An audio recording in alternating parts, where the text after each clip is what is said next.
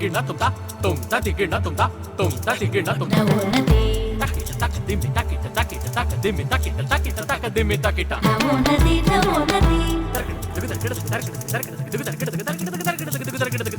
ನವೋನ್ನತಿ ನವೋನ್ನತಿ ನವೋನ್ನತಿ. ನಮಸ್ಕಾರ. ನವರಾತ್ರಿ ನವೋನ್ನತಿಗೆ ಸ್ವಾಗತ. ಹಬ್ಬಗಳು ಅಂದ್ರೆ ಅದ್ಯಾಕೋ ಗೊತ್ತಿಲ್ಲ, ಮನೆ ಮನದಲ್ಲಿ ಸಂತೋಷ, ಸಂಭ್ರಮ, ಸಡಗರ. ಆರಂಭವಾಗಿದೆ ವರ್ಷದ ಮಹಾನ್ ಪರ್ವಕಾಲ. ಈ ಸುಸಂದರ್ಭದ ವಿಶೇಷ ಕಾರ್ಯಕ್ರಮ ಸರಣಿ ನವರಾತ್ರಿ ನವೋನ್ನತಿ. ಇದನ್ನ ನಿಮ್ಮ ಮುಂದೆ ಪ್ರಸ್ತುತಪಡಿಸಲು ನಿಮ್ಮೊಂದಿಗಿದ್ದೀನಿ ನಾನು, ನಿಮ್ಮ ಬಡಕಿಲಾ ಪ್ರದೀಪ್. ನವರಾತ್ರಿಯ ಈ 9 ದಿನಗಳು ಜೊತೆಗೆ ವಿಜಯದಶಮಿಯವರೆಗೆ ನಿತ್ಯವೂ ನಿಮಗಾಗಿ ನಾಡಿನುದ್ದಗಲಕ್ಕೂ ಪಸರಿಸ್ತಾ ಇರೋ ಈ ಕಾರ್ಯಕ್ರಮದ ಕಂಪನ್ನ ಸವಿಯೋದಕ್ಕೆ ಸಿದ್ಧರಾಗಿರಿ. ನವರಾತ್ರಿಯ 3ನೇ ದಿನವಾದ ಇಂದು ಮಹಾಕಾಳಿಯ ಕೊನೆಯ ರೂಪ ಚಂದ್ರಘಂಟಾ ಸ್ವರೂಪವನ್ನು ಪೂಜಿಸಲಾಗತ್ತೆ. ಒಂದೇ ವಾಂಛಿತ ಲಾಭಾಯ ಚಂದ್ರರ್ಧಾಕೃತ ಶೇಖರ ಸಿಂಹರೂಢ ಚಂದ್ರಘಂಟಾ ಯಶಸ್ವಿನಿ. ಹುಲಿಯ ಮೇಲೆ ಉಪಸ್ಥಿತಳಾದ ದೇವಿಯು ತನ್ನ ಕೈಯಲ್ಲಿ ದೊಡ್ಡದಾದ ಘಂಟೆಯನ್ನು ಹಿಡಿದುಕೊಂಡ ಸ್ವರೂಪದಲ್ಲಿ ಕಾಣುವ ಈ ತಾಯಿಯನ್ನು ಪ್ರಾರ್ಥಿಸುತ್ತಾ ಇಂದಿನ ಈ ವಿಶೇಷ ಕಾರ್ಯಕ್ರಮವನ್ನ ಶುರು ಮಾಡೋಣ. ನಮ್ಮಲ್ಲಿರುವ ಅಧ್ಯಾತ್ಮದ ಪರಿಕಲ್ಪನೆಗಳ ಚೌಕಟ್ಟಿನಿಂದ ಹೊರಬಂದು ನಮ್ಮದೇ ಆದ ರೀತಿಯನ್ನ ಯೋಚಿಸಬೇಕಾಗಿದೆ. ಸಮಾಜದ ಹಲವಾರು ಕ್ಷೇತ್ರಗಳಲ್ಲಿ ಸಾಧನೆ ಮಾಡಿದ, ಅದರಲ್ಲೇ ಅಧ್ಯಾತ್ಮವನ್ನ ಕಂಡುಕೊಂಡ ಅದೆಷ್ಟೋ ಜನ ನಿಮ್ಮಂತೆಯೇ ಬದುಕುತ್ತಿದ್ದಾರೆ. ಅವರು ಅಳವಡಿಸಿಕೊಂಡಿರೋ ಅಧ್ಯಾತ್ಮದ ಪರಿಚಯದ ಮಾತುಗಳು, ಜೊತೆಗೆ ಮನೋರಂಜನೆಗಾಗಿ ಆ ದೇವಿಯನ್ನು ಸ್ತುತಿಸುವ ಭಕ್ತಿಗೀತೆಗಳನ್ನ ನಮಗಾಗಿ ಹಾಡಲಿದ್ದಾರೆ ನಮ್ಮ ನಾಡಿನ ಖ್ಯಾತ ಗಾಯಕ ಗಾಯಕಿಯರು. ನಮ್ಮ ಆರೋಗ್ಯದ ಸುಸ್ಥಿರತೆಗೆ ಬೇಕಾದ ಸಲಹೆಗಳನ್ನು ನೀಡುವುದಕ್ಕೆ ಆಯುರ್ವೇದ ತಜ್ಞರು ನಮ್ಮೊಂದಿಗಿರ್ತಾರೆ. ಇದೆಲ್ಲರ ಜೊತೆಗೆ ಇಂದಿನ ಸಂಚಿಕೆಯಲ್ಲಿ ನವಶಕ್ತಿಯರಲ್ಲಿ ಒಬ್ಬರನ್ನ, ಅಂದ್ರೆ ಸಾಧಕಿಯೊಬ್ಬರನ್ನ ಗುರುತಿಸಿ ಅವರಿಗೆ ನುಡಿಗೌರವವನ್ನು ಸಲ್ಲಿಸುವ ನವೋನ್ನತಿ ಫೌಂಡೇಶನ್ನ ಪ್ರಸ್ತುತಿಯೂ ಕೂಡ ಇದೆ. ಅಧ್ಯಾತ್ಮದ ಬಗೆಗಿನ ಗೊಂದಲಗಳು ಹಲವಾರು, ಆದರೆ ನಿಜವಾದ ಅಧ್ಯಾತ್ಮವನ್ನು ಒಮ್ಮೆ ಅಳವಡಿಸಿಕೊಂಡ್ರೆ ಪ್ರಯೋಜನಗಳು ಹಲವಾರು. ಇದು ನಮ್ಮಲ್ಲಿ ಹೊಸ ಹುರುಪನ್ನು ಸೃಷ್ಟಿಸುತ್ತೆ, ನಮ್ಮಲ್ಲಿ ಹೊಸ ಚೈತನ್ಯ ಮೂಡಿಸುತ್ತೆ. ಸಾಧನೆಯ ಪ್ರತಿ ಹಂತದಲ್ಲೂ ಇದು ನಮಗೆ ಸಹಾಯ ಮಾಡುತ್ತೆ. ನಮ್ಮ ಜೀವನದ ಒಂದು ಭಾಗವಾಗಿದ್ಕೊಂಡು ಹೊಸತೇನಲ್ಲದೆ ನಮ್ಮೊಳಗೆ ಅಡಗಿರುವ ಒಂದು ಭಾವವಾಗಿ ಮೂಡಿಬರುತ್ತೆ.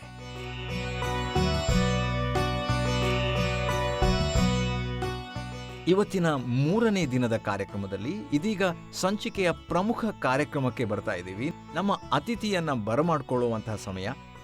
MBBS ಗ್ರಾಜ್ಯುಯೇಟ್ ಆಗಿದ್ರು ನಮಗೆಲ್ಲರಿಗೂ ಇವರ ಪರಿಚಯ ಇರೋದು ಮಾತ್ರ ಡಾಕ್ಟರ್ ಆಗಿ ಅಲ್ಲ, ಕ್ವಿಜ್ ಮಾಸ್ಟರ್ ಆಗಿ. ಅವರೇ ನಮ್ಮ ಇಂದಿನ ಗಣ್ಯರು. ಥಟ್ ಅಂತ ಹೇಳಿ ಕ್ವಿಜ್ ಮಾಸ್ಟರ್ ಅಂತಲೇ ಪ್ರಸಿದ್ಧರಾಗಿರುವ ಡಾಕ್ಟರ್ ನಾ ಸೋಮೇಶ್ವರ. ಕನ್ನಡದ ಸೊಗಡನ್ನ ವೈದ್ಯಕೀಯ ವೃತ್ತಿಗೆ ಸೇರಿಸಿ 50ಕ್ಕೂ ಹೆಚ್ಚು ಕನ್ನಡ ಪುಸ್ತಕಗಳು, ಜೊತೆಗೆ ಹಲವಾರು ಮಾಸಿಕ ಪತ್ರಿಕೆಗಳಿಗೆ ಹಾಗೂ ದಿನಪತ್ರಿಕೆಗಳಿಗೆ ಕಾಲಂಗಳನ್ನು ಬರೆಯುವವರು. ದೂರದರ್ಶನದಲ್ಲಿ 75ಕ್ಕೂ ಹೆಚ್ಚು, ಆಲ್ ಇಂಡಿಯಾ ರೇಡಿಯೋದಲ್ಲಿ 1200ಕ್ಕೂ ಹೆಚ್ಚು ವೈದ್ಯಕೀಯ ಹಾಗೂ ವಿಜ್ಞಾನದ ಕುರಿತಾಗಿ ಕಾರ್ಯಕ್ರಮಗಳನ್ನು ನೀಡಿದವರು. ಡಾಕ್ಟರ್ ನಾ ಸೋಮೇಶ್ವರ ಅವರು ನಮ್ಮ ಇಂದಿನ ಸಂಚಿಕೆಯಲ್ಲಿ ವಿಜ್ಞಾನ, ತಂತ್ರಜ್ಞಾನ ಮತ್ತು ಅಧ್ಯಾತ್ಮದ ಕುರಿತಾಗಿ ತಮ್ಮ ಜ್ಞಾನದ ಹೊನಲನ್ನು ಹರಿಸಲಿದ್ದಾರೆ. ಬನ್ನಿ ಅವರ ಮಾತುಗಳನ್ನು ಕೇಳೋಣ.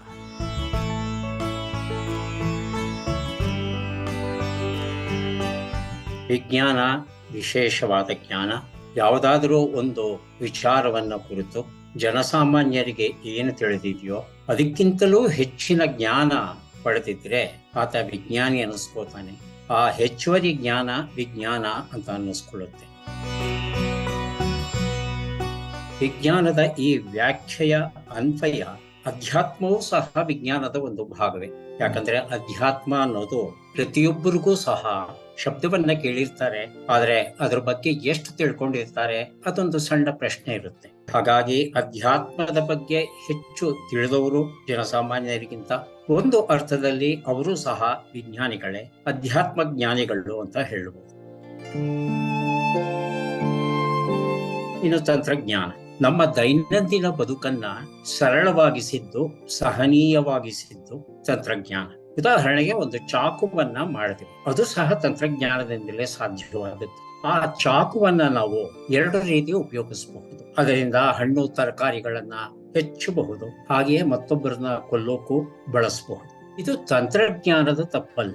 ಆ ತಂತ್ರಜ್ಞಾನದ ಕೊಡುಗೆಯನ್ನ ಹೇಗೆ ಬಳಸ್ಕೋತಾನೆ ಅನ್ನೋದ್ರ ಮೇಲೆ ಆ ತಂತ್ರಜ್ಞಾನದ ಸಾಫಲ್ಯ ವೈಫಲ್ಯ ನಿಂತಿರುತ್ತೆ. ಅಧ್ಯಾತ್ಮ ಬಹಳ ಸರಳವಾದ ಶಬ್ದ ಅಂತ ಅನ್ಸಿದ್ರು ಅರ್ಥ ಆಳವಾದದ್ದು. ಅಧ್ಯಾತ್ಮ ಅಂದ್ರೆ ಇಷ್ಟೇ, ಇಲ್ಲಿ ದೇವರು ಧರ್ಮ ಇತ್ಯಾದಿ ಬರಬೇಕಾಗಿಲ್ಲ. ಅಧ್ಯಾತ್ಮದಲ್ಲಿ ದೇವರಿಗೂ ಧರ್ಮಕ್ಕೂ ಅಂತ ವಿಶೇಷವಾದ ಸ್ಥಾನ ಏನಿಲ್ಲ. ಅಧ್ಯಾತ್ಮ ಅನ್ನೋದು ಮನುಷ್ಯನ ಉನ್ನತವಾದ ಒಂದು ಚಿಂತನೆ ಅಷ್ಟೆ. ನಾನು ಯಾರು, ಎಲ್ಲಿಂದ ಬಂದೆ, ನನ್ನ ಬದುಕಿನ ಉದ್ದೇಶವೇನು, ಈ ಜಗತ್ತು ಅಂದ್ರೆ ಏನು, ಈ ಜಗತ್ತಿನ ಕೆಲಸ ಕಾರ್ಯಗಳು ಹೇಗೆ ನಡೆಯುತ್ತೆ, ನಾನು ಸತ್ತ ಮೇಲೆ ಎಲ್ಲಿಗೆ ಹೋಗ್ತೇನೆ ಇತ್ಯಾದಿ ಪ್ರಶ್ನೆಗಳನ್ನ ಕುರಿತು ತನಗೆ ತಾನೇ ವಿಚಾರ ಮಾಡ್ತಾ ಹೋಗ್ತಾನೆ. ಆದ್ರೆ ಇದು ಬಹಳ ವಿಶಾಲವಾದ ವಿಚಾರ ಆಗಿರೋ ಕಾರಣ ಇವೆಲ್ಲಕ್ಕೂ ಪ್ರತಿಯೊಬ್ಬ ಮನುಷ್ಯನು ಉತ್ತರವನ್ನ ಕಂಡುಕೊಳ್ತಾನೆ ಅಂತ ನಾನು ಭಾವಿಸಿಲ್ಲ. ಪ್ರತಿಯೊಬ್ಬರು ಏನ್ ಮಾಡಬಹುದು ಅಂದ್ರೆ, ತಾವು ಆಯ್ಕೆ ಮಾಡಿಕೊಂಡಂತ ಕ್ಷೇತ್ರ ಏನಿದೆ ಬಹಳ ಸೀಮಿತವಾದ ಕ್ಷೇತ್ರ ಆಗಿರಬಹುದು. ಆ ಕ್ಷೇತ್ರದ ಬಗ್ಗೆ ಆಳವಾದ ಚಿಂತನ ಮಂಥನಗಳನ್ನ ನಡೆಸೋದು ನಿಜವಾದ ಅಧ್ಯಾತ್ಮ. ಉದಾಹರಣೆಗೆ ನಾನೊಬ್ಬ ವೈದ್ಯನಾದವನು ನನ್ನ ಚಿಂತನ ಮಂಥನ ಧ್ಯಾನ ಎಲ್ಲಕ್ಕೂ ಸಹ ರೋಗಿಯ ಹಿತವನ್ನ ಅವಲಂಬಿಸಿರುತ್ತೆ. ನನ್ನ ಹತ್ರ ನೋವು ಅಂತ ಒಬ್ಬ ವ್ಯಕ್ತಿ ಬಂದಾಗ ಅವನ ನೋವನ್ನ ನಿವಾರಿಸೋದು ಹೇಗೆ, ಈ ನೋವು ಮತ್ತೆ ಬರ್ದಿರೋ ಹಾಗೆ ಅವನಿಗೆ ಎಂತಹ ಜೀವನ ಶೈಲಿಯನ್ನ ರೂಪಿಸ್ಕೋಬೇಕು ಅನ್ನೋದನ್ನ ತಿಳಿಸೋ ಕಡೆ ನನ್ನ ಗಮನ ಇರುತ್ತೆ. ಬೇರೆ ಯಾವುದೇ ವಿಚಾರ ನನ್ನ ಗಮನಕ್ಕೆ ಬರೋಲ್ಲ. ಇಲ್ಲಿ ಹಣದ ಪ್ರಶ್ನೆ ಆಗ್ಲಿ, ಕೀರ್ತಿಯ ಪ್ರಶ್ನೆ ಆಗ್ಲಿ ಬರೋದಿಲ್ಲ. ಇಲ್ಲಿ ವೈದ್ಯಕೀಯದ ಬಗ್ಗೆ ನನಗೆ ಜನಸಾಮಾನ್ಯರಿಗಿಂತ ಸ್ವಲ್ಪ ಹೆಚ್ಚಿನ ವಿಚಾರ ತಿಳಿದಿರೋ ಕಾರಣ ಆ ಹೆಚ್ಚಿನ ವಿಚಾರವನ್ನ ಪ್ರತಿಯೊಬ್ಬರೂ ತಿಳ್ಕೋಬೇಕು, ಪ್ರತಿಯೊಬ್ಬರು ತಮ್ಮ ಬದುಕನ್ನ ಸಹನೀಯವಾಗಿಸ್ಕೋಬೇಕು ಅನ್ನೋ ಏಕೈಕ ಉದ್ದೇಶ ಇರುತ್ತೆ ನನಗೆ. ಈ ಒಂದು ವಿಚಾರವನ್ನು ಕುರಿತು, ಕೆಲಸವನ್ನ ಕುರಿತು ನಿರಂತರ ಧ್ಯಾನವನ್ನ ಮಾಡ್ತಾ, ಯೋಚನೆ ಮಾಡ್ತಾ, ವಿಚಾರ ಮಾಡ್ತಾ ಹೇಗೆ ಮಾಡ್ತು ಅಂದ್ರೆ ನಮ್ಮ ಜನಸಾಮಾನ್ಯರಲ್ಲಿ ಆರೋಗ್ಯದ ಬಗ್ಗೆ ಒಂದು ಅರಿವನ್ನ ಮೂಡಿಸಬಹುದು ಅನ್ನೋದ್ರ ಬಗ್ಗೆನೆ ನಾನು ಎಚ್ಚರವಾಗಿರ್ತಕ್ಕಂಥ ಅಷ್ಟೂ ಸಮಯವನ್ನ ಕಳೆಯೋ ಕಾರಣ ಇದು ನನ್ನ ಆಧ್ಯಾತ್ಮ ಅಂತ ಅನ್ಸ್ಕೊಳ್ಳುತ್ತೆ. ಇಲ್ಲಿ ದೇವರ ಪ್ರಶ್ನೆ ಆಗ್ಲಿ, ಧರ್ಮದ ಪ್ರಶ್ನೆ ಆಗ್ಲಿ ಬರೋದಿಲ್ಲ. ಪ್ರತಿಯೊಬ್ಬ ವ್ಯಕ್ತಿಯೂ ಸಹ ತಾನು ಮಾಡ್ತಾ ಇರ್ತಕ್ಕಂಥ ಕೆಲಸ ಎಷ್ಟರ ಮಟ್ಟಿಗೆ ತನಗೆ ತೃಪ್ತಿಯನ್ನ ಕೊಟ್ಟಿದೆ, ಆ ಒಂದು ಕ್ಷೇತ್ರದ ಬಗ್ಗೆ ತಾನೆಷ್ಟು ತಿಳ್ಕೊಂಡಿದ್ದೇನೆ, ಇನ್ನೆಷ್ಟು ತಿಳ್ಕೋಬೇಕಾಗಿದೆ, ಜನಸಾಮಾನ್ಯರಿಗೆ ಈ ಬಗ್ಗೆ ಮಾಹಿತಿ ಎಷ್ಟಿದೆ, ಯಾವ ವಿಚಾರವನ್ನ ಅವರು ತಮ್ಮ ದೈನಂದಿನ ಬದುಕಲ್ಲಿ ಮೈಗೂಡಿಸ್ಕೊಂಡ್ರೆ ಅವರ ಬದುಕು ಸಹನೀಯವಾಗುತ್ತೆ, ಅವರ ಸುತ್ತಮುತ್ತಲು ಇರ್ತಕ್ಕಂಥ ಜನರ ಬದುಕು ಸಹನೀಯವಾಗುತ್ತೆ, ಇದನ್ನ ಹೇಳ್ತಾ ಹೋಗೋದಷ್ಟೇ ನನ್ನ ಉದ್ದೇಶ. ಇದೇ ನನ್ನ ಆಧ್ಯಾತ್ಮ.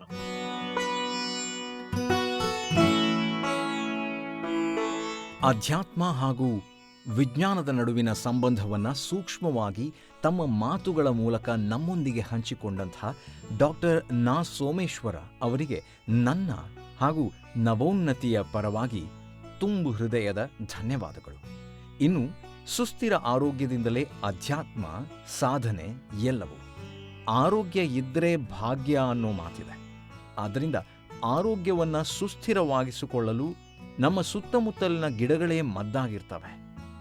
ಹಿತ್ತಲಲ್ಲಿ ಬೆಳೆಯುವ ಗಿಡಮೂಲಿಕೆಗಳ ಬಳಕೆಯಿಂದಲೇ ಆರೋಗ್ಯವನ್ನು ಕಾಪಾಡಿಕೊಳ್ಳೋದು ಹೇಗೆ ಅನ್ನೋದನ್ನು ವಿವರಿಸೋದಕ್ಕೆ ನಮ್ಮ ಜೊತೆ ಇದ್ದಾರೆ ಖ್ಯಾತ ಆಯುರ್ವೇದ ವೈದ್ಯ ಡಾಕ್ಟರ್ ಗಿರಿಧರ್ ಕಜೆ ಅವರು.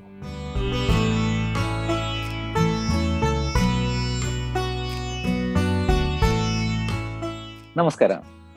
ನುಗ್ಗೆಯ ಗಿಡ ಎಲ್ರಿಗೂ ಗೊತ್ತು. ಯಾಕೆಂತ ಹೇಳಿದ್ರೆ ನಮ್ಮ ಆಹಾರದಲ್ಲೂ ಇದೆ, ಔಷಧದಲ್ಲೂ ಇದೆ. ಆಯುರ್ವೇದ ಇದಕ್ಕೆ ಸಾಕಷ್ಟು ಮಹತ್ವವನ್ನು ಕೊಟ್ಟಿದೆ. ಕೆಲವರಿಗೆ ಬೆವರುವುದೇ ಇಲ್ಲ, ಅದು ಒಂದು ತೊಂದರೆ. ಅದರಿಂದಾಗಿ ಅನೇಕ ಚರ್ಮದ ಕಾಯಿಲೆಗಳಿಗೆ ದಾರಿ ಮಾಡಿಕೊಡ್ತದೆ. ಈ ನುಗ್ಗೆ ಗಿಡ, ನುಗ್ಗೆ ಸೊಪ್ಪಿರ್ಲಿ, ನುಗ್ಗೆ ಬೇರು, ಆ ಬೇರಿನ ತೊಗಟೆ, ನುಗ್ಗೆ ಬೀಜ, ಇದೆಲ್ಲವನ್ನ ಆಯುರ್ವೇದ ಔಷಧವಾಗಿ ಬಳಸಿಕೊಳ್ತದೆ. ಅದು ಬೆವರನ್ನ ಉತ್ಪತ್ತಿ ಮಾಡುವಂತ ಕೆಲಸವನ್ನು ಮಾಡ್ತದೆ. ಪಕ್ಷಾಘಾತ ಅಂದ್ರೆ ಪಾರ್ಶ್ವವಾಯು ಅಥವಾ ಪ್ಯಾರಾಲಿಸಿಸ್ ಅಂತ ಏನ್ ಹೇಳ್ತೇವೆ, ಅದು ಮುಖದ ಪ್ಯಾರಾಲಿಸಿಸ್ ಇರ್ಬೋದು, ದೇಹಕ್ಕೆ ಪೂರ್ತಿ ಒಂದು ಭಾಗಕ್ಕೆ ಅಟ್ಯಾಕ್ ಆಗಿರ್ಬೋದು, ಅದರ ಚಿಕಿತ್ಸೆಯಲ್ಲಿ ತುಂಬಾ ಶ್ರೇಷ್ಠವಾದ ಔಷಧ. ಹಾಗೆ ಜಾಯಿಂಟ್ ಗಳ ಪೇನ್ಗಳು ಅಂದ್ರೆ ಮಂಡಿ ನೋವು ಇರ್ಬೋದು ಅಥವಾ ಬೇರೆ ಬೇರೆ ಭಾಗಗಳಲ್ಲಿ ಬರುವಂತ ಸಂಧಿವಾತ, ಇದರನ್ನ ಶಮನ ಮಾಡಲಿಕ್ಕೆ ನುಗ್ಗೆ ಸೊಪ್ಪು ತುಂಬಾ ಪ್ರಬಲವಾಗಿ ಕೆಲಸವನ್ನ ಮಾಡ್ತದೆ. ಕಣ್ಣಿಗೆ ತುಂಬಾ ಶ್ರೇಷ್ಠವಾದಂತಹ ಔಷಧ ಇದು. ಜ್ವರವನ್ನು ಕಡಿಮೆ ಮಾಡುತ್ತದೆ. ಜೊತೆಯಲ್ಲಿ ಸ್ತ್ರೀಯರಲ್ಲಿ ಮಾಸಿಕ ಋತುಸ್ರಾವ ಸರಿಯಾಗಿ ಆಗ್ತಾ ಇಲ್ಲ ಅಂತ ಆದ್ರೆ ಅದನ್ನ ಪ್ರತಿ ತಿಂಗಳು ಆಗುವ ರೀತಿಯಲ್ಲಿ ಸರಿಪಡಿಸಲಿಕ್ಕೆ ಕೆಲಸ ಮಾಡುತ್ತದೆ. ಗೌಟಿ ಆರ್ಥರೈಟಿಸ್ ಇರ್ತದೆ ಕೆಲವರಿಗೆ, ತುಂಬಾ ನೋವನ್ನು ತಡೀಲಿಕ್ಕೆ ಸಾಧ್ಯ ಆಗುದಿಲ್ಲ, ಅದನ್ನ ಗುಣಪಡಿಸಲಿಕ್ಕೆ, ಕೆಮ್ಮನ್ನ ಕಡಿಮೆ ಮಾಡುವಂತಹ ಗುಣ ಕೂಡ ಜೊತೆಯಲ್ಲಿದೆ. ಹೃದಯದ ಊದುವಿಕೆ, ಕ್ಷೋಥ ಅಂತ ಆಯುರ್ವೇದದಲ್ಲಿ ಹೇಳ್ತೇವೆ, ಅದನ್ನ ಗುಣಪಡಿಸುವ ಗುಣ. ಆಮೇಲೆ ಪ್ಲೀಹ, ಸ್ಪ್ಲೀನ್, ಅದರ ರೋಗಗಳು, ಲಿವರ್ಗೆ ಸಂಬಂಧಪಟ್ಟ, ಯಕೃತ್ತಿಗೆ ಸಂಬಂಧಪಟ್ಟ ಕಾಯಿಲೆಗಳು, ಚರ್ಮ ರೋಗಗಳಲ್ಲಿ ಕೂಡ ಇದು ಶ್ರೇಷ್ಠವಾಗಿ ಕೆಲಸ ಮಾಡ್ತದೆ. ಮೇದೋಹರ ಆಗಿರುವುದರಿಂದಾಗಿ ನಮ್ಮ ದೇಹದ ಕೊಬ್ಬನ್ನ ಕಡಿಮೆ ಮಾಡ್ಲಿಕ್ಕೆ ಕೆಲಸ ಮಾಡ್ತದೆ. ಮೈಕೈ ನೋವನ್ನ ಕಡಿಮೆ ಮಾಡೋದ್ರ ಜೊತೆಗೆ ಅನೇಕ ಕಣ್ಣು ಮತ್ತು ಕಿವಿಯ ನೋವುಗಳಲ್ಲಿ ಇದನ್ನ ಬಳಸ್ತೇವೆ. ನಮಸ್ಕಾರ. ಡಾಕ್ಟರ್ ಗಿರಿಧರ್ ಕಜೆ ಅವರ ಈ ಮಾಹಿತಿ ನಿಮಗೆ ಖಂಡಿತ ಸಹಾಯ ಆಗುತ್ತೆ ಅನ್ನೋದು ನಮ್ಮ ನಂಬಿಕೆ. ನಮ್ಮ ಪರವಾಗಿ ಡಾಕ್ಟರ್ ಗಿರಿಧರ್ ಕಜೆ ಅವರಿಗೆ ನವೋನ್ನತಿಯ ವತಿಯಿಂದ ಧನ್ಯವಾದಗಳನ್ನು ನಾವು ಸಲ್ಲಿಸಬೇಕು. ಅವರು ಮತ್ತೆ ಬರ್ತಾರೆ ನಾಡಿದ್ದು. ಶಕ್ತಿಯ ಆರಾಧನೆಯ ವಿಶೇಷ ಪರ್ವವೆಂದರೆ ಅದು ನವರಾತ್ರಿ. 9 ದಿನಗಳಲ್ಲಿ ನಾವಿಲ್ಲಿ ಪೂಜಿಸೋದು ಶಕ್ತಿಯನ್ನೇ. ಈ ಸುಸಂದರ್ಭದಲ್ಲಿ ವಿವಿಧ ಕ್ಷೇತ್ರಗಳ ಸಾಧಕಿಯರನ್ನ ಪರಿಚಯಿಸೋ ಮತ್ತು ಗೌರವಿಸೋ ಕಾರ್ಯವನ್ನ ಮಾಡೋ ವಿಶೇಷ ಪ್ರಯತ್ನವನ್ನ ನಾವು ಕೈಗೆತ್ತಿಕೊಂಡಿದ್ದೇವೆ. ನವಶಕ್ತಿಯರನ್ನ ಆರಾಧಿಸೋ ನವರಾತ್ರಿಯ 3ನೇ ದಿನ ಇವತ್ತು ಉದ್ಯಮ ಕ್ಷೇತ್ರದಲ್ಲಿ ಮಹತ್ತರ ಸಾಧನೆ ಮಾಡಿದಂತಹ ಜಯಲಕ್ಷ್ಮಿ ವೆಂಕಟನಾರಾಯಣನ್ ಅವರನ್ನ ಪರಿಚಯಿಸ್ತಿದ್ದೀವಿ.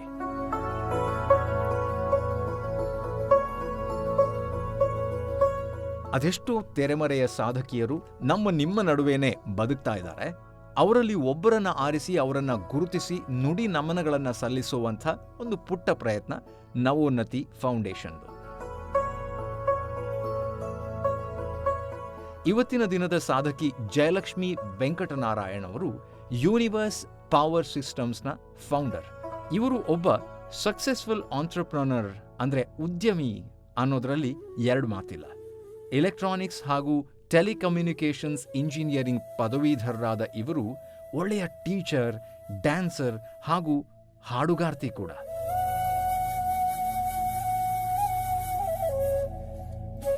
ಸಾವಿರದ 1984ರಲ್ಲಿ ಆಂಟ್ರಪ್ರನೋರಿಯಲ್ ವೆಂಚರ್ ಆಗಿ ನೃತ್ಯ ಕೇಂದ್ರ ಅನ್ನೋ ಡ್ಯಾನ್ಸ್ ಸ್ಕೂಲನ್ನು ಆರಂಭಿಸ್ತಾರೆ. ನಂತರದ ದಿನಗಳಲ್ಲಿ ತನ್ನ ಪ್ಯಾಷನೆಟ್ ಏರಿಯಾ, ಅಂದರೆ ತನಗೆ ಇಷ್ಟವಾಗುವಂಥ ವಿಷಯ, ಅದರ ಮೇಲೆ ಅವರು ಗಮನ ಹರಿಸೋದಕ್ಕೆ ತೊಡಗಿಕೊಂಡು 1997ರಲ್ಲಿ ಯೂನಿವರ್ಸ್ ಪವರ್ ಸಿಸ್ಟಮ್ಸ್ ಅನ್ನು ಆರಂಭಿಸ್ತಾರೆ.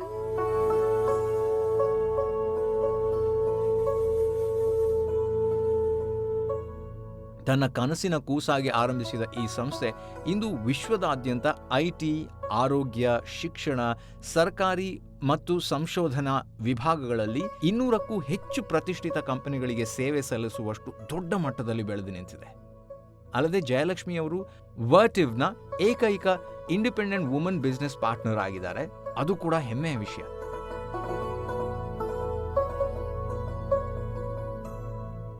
ಒಟ್ಟಾರೆಯಾಗಿ ಪುರುಷ ಪ್ರಾಬಲ್ಯ ಕ್ಷೇತ್ರವಾದ ಉದ್ದಿಮೆಗಳಲ್ಲಿ ಜಯಲಕ್ಷ್ಮಿಯವರು ಅದೆಷ್ಟೋ ಮಹಿಳೆಯರಿಗೆ ಒಬ್ಬ ಪ್ರೇರಣಾದಾಯಿ ವ್ಯಕ್ತಿತ್ವವಾಗಿ ಕಾಣಿಸಿಕೊಳ್ತಾರೆ.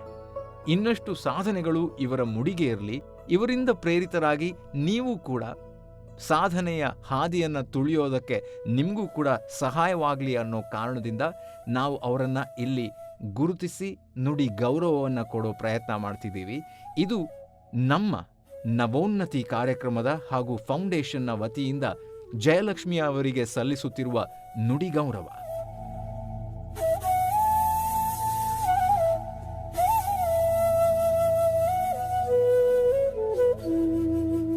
ಗಾನಪ್ರಿಯೆ ದೇವಿಯನ್ನ ತನ್ನ ಗಾಯನದ ಮೂಲಕ ಪ್ರಾರ್ಥಿಸಲು ಒಬ್ಬ ಅದ್ಭುತವಾದ ಗಾಯಕ ನಮ್ಮ ಮುಂದೆ ಇದ್ದಾರೆ. ಜನಪ್ರಿಯ ಸಿಂಗಿಂಗ್ ಶೋ ಕನ್ನಡ ಕೋಗಿಲೆ ಸೀಸನ್ 1ರ ಫೈನಲಿಸ್ಟ್ ಗಣೇಶ್ ಕಾರಂತ್ ಅವರು. ಲಕ್ಷ್ಮೀ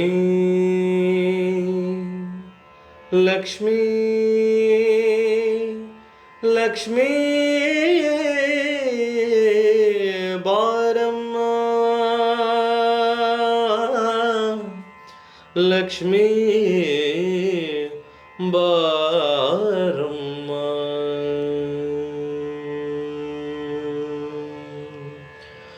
ಭಾಗ್ಯದ ಲಕ್ಷ್ಮೀ ಬಾರಮ್ಮ ಭಾಗ್ಯದ ಲಕ್ಷ್ಮೀ ಬಾರಮ್ಮ ನಮ್ಮಮ್ಮ ನೀ ಸೌಭಾಗ್ಯದ ಲಕ್ಷ್ಮೀ ಬಾರಮ್ಮ ನಮ್ಮಮ್ಮ ನೀ ಸೌಭಾಗ್ಯದ ಲಕ್ಷ್ಮೀ ಬಾರಮ್ಮ ಭಾಗ್ಯದ ಲಕ್ಷ್ಮೀ ಬಾರಮ್ಮ ನಮ್ಮಮ್ಮ ನೀ ಸೌಭಾಗ್ಯದ ಲಕ್ಷ್ಮೀ ಬಾರಮ್ಮ ನಮ್ಮಮ್ಮ ನೀ ಸೌಭಾಗ್ಯದ ಲಕ್ಷ್ಮೀ ಬಾರಮ್ಮ ಗೆಜ್ಜೆ ಕಾಲ್ಗಳ ಧ್ವನಿಯ ತೋರುತ್ತ ಗೆಜ್ಜೆ ಕಾಲ್ಗಳ ಧ್ವನಿಯ ತೋರುತ್ತ ಹೆಜ್ಜೆಯ ಮೇಲೊಂದು ಹೆಜ್ಜೆಯ ನಿಕ್ಕುತ್ತ ಗೆಜ್ಜೆ ಕಾಲ್ಗಳ ಧ್ವನಿಯ ತೋರುತ್ತ ಹೆಜ್ಜೆಯ ಮೇಲೊಂದು ಹೆಜ್ಜೆಯ ನಿಕ್ಕುತ್ತ ಗೆಜ್ಜೆ ಕಾಲ್ಗಳ ಧ್ವನಿಯ ತೋರುತ್ತ ಹೆಜ್ಜೆಯ ಮೇಲೊಂದು ಹೆಜ್ಜೆಯ ನಿಕ್ಕುತ್ತ ಸಜ್ಜನ ಸಾಧು ಪೂಜೆಯ ವೇಳೆಗೆ ಮಜ್ಜಿಗೆಯೊಳಗಿನ ಬೆಣ್ಣೆಯಂತೆ ಭಾಗ್ಯದ ಲಕ್ಷ್ಮೀ ಬಾರಮ್ಮ ನಮ್ಮಮ್ಮ ನೀ ಸೌಭಾಗ್ಯದ ಲಕ್ಷ್ಮೀ ಬಾರಮ್ಮ ನಮ್ಮಮ್ಮ ನೀ ಸೌಭಾಗ್ಯದ ಲಕ್ಷ್ಮೀ ಬಾರಮ್ಮ ಕನಕ ವೃಷ್ಟಿಗ ಕರೆಯುತ್ತ ಬಾರೆ ಮನಕಾಮನೆಯ ಸಿದ್ಧಿಗ ತೋರೆ ಕನಕ ವೃಷ್ಟಿಗ ಕರೆಯುತ್ತ ಬಾರೆ ಮನಕಾಮನೆಯ ಸಿದ್ಧಿಗ ತೋರೆ ದಿನಕರ ಕೋಟಿ ತೇಜದಿ ಹೊಳೆಯುವ ಜನಕರಾಂಗನ ಕುಮಾರಿ ಬೇಗ ಭಾಗ್ಯದ ಲಕ್ಷ್ಮೀ ಬಾರಮ್ಮ ನಮ್ಮಮ್ಮ ನೀ ಸೌಭಾಗ್ಯದ ಲಕ್ಷ್ಮೀ ಬಾರಮ್ಮ ನಮ್ಮಮ್ಮ ನೀ ಸೌಭಾಗ್ಯದ ಲಕ್ಷ್ಮೀ ಬಾರಮ್ಮ ಅತ್ತಿತ್ತಗಲದೆ ಭಕ್ತರ ಮನೆಯಳು ನಿತ್ಯ ಮಹೋತ್ಸವ ನಿತ್ಯ ಸುಮಂಗಲ ಅತಿತ್ತಗಲದೆ ಭಕ್ತರ ಮನೆಯಳು ನಿತ್ಯ ಮಹೋತ್ಸವ ನಿತ್ಯ ಸುಮಂಗಲ ಸತ್ಯವ ತೋರುವ ಸಾಧು ಸಜ್ಜನರ ಚಿತ್ತದಿ ಹೊಳೆಯುವ ಪುತ್ತಳಿ ಬೊಂಬೆ ಭಾಗ್ಯದ ಲಕ್ಷ್ಮೀ ಬಾರಮ್ಮ ನಮ್ಮಮ್ಮ ನೀ ಸೌಭಾಗ್ಯದ ಲಕ್ಷ್ಮೀ ಬಾರಮ್ಮ ನಮ್ಮಮ್ಮ ನೀ ಸೌಭಾಗ್ಯದ ಲಕ್ಷ್ಮೀ ಬಾರಮ್ಮ ಸಕ್ಕರೆ ತುಪ್ಪದ ಕಾಲುವೆ ಹರಿಸಿ ಶುಕ್ರವಾರದ ಪೂಜೆಯ ವೇಳೆಗೆ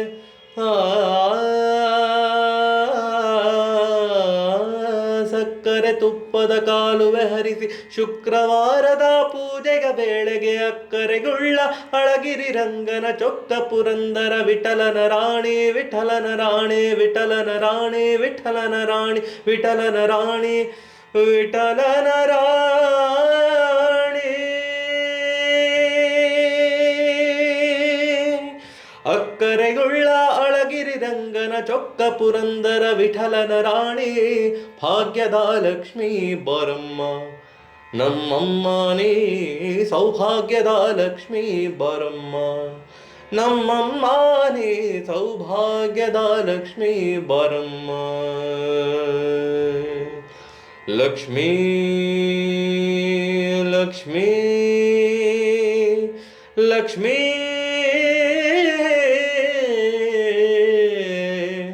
ಬಾರಮ್ಮ ಲಕ್ಷ್ಮೀ ಬಾರಮ್ಮ ಬಾರಮ್ಮ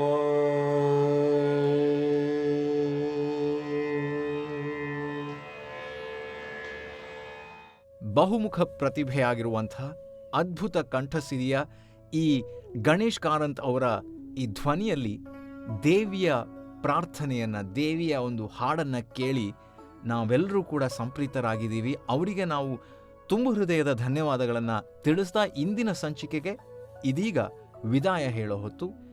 ನವರಾತ್ರಿಯ 4ನೇ ದಿನ ನಾಳೆ ನಾನು ಬರ್ತೀನಿ.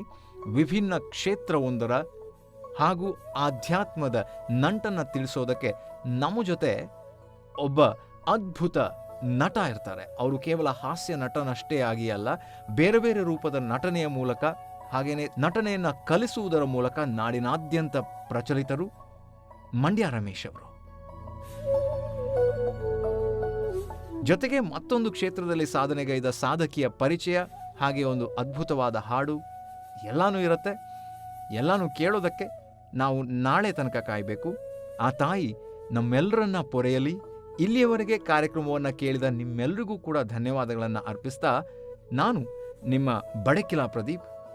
ನಾಳೆ ನಿಮ್ಮನ್ನು ಮತ್ತೆ ಸಿಗ್ತೀನಿ. ನಮಸ್ಕಾರ. ನವೋ ನದಿ Takita taka dimmi takita takita taka dimmi takita takita taka dimmi takita. ನವೋ ನದಿ ನವೋ ನದಿ ನವೋ ನದಿ ನವೋ ನದಿ